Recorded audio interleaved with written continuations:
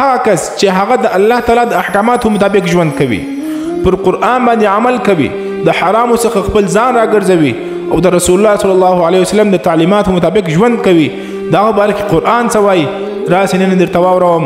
که چیرې په تاسو کې یو داسې څوک شته هغه دې خپله خوشحاله سي، ځکه قرآن وایي واما من خاف مقام ربه، کم څوک چې د الله و مخ ته د قیامت په ورځ باندې درېدلو څخه د الله د ملاقات څخه وویرېدی او په دنیا کې په زړه کې تقوا اختیار کا او د الله تعالی احکاماتو مطابق ژوند تیر کړي، د حرامو څخه خپل ځان وګرځوي.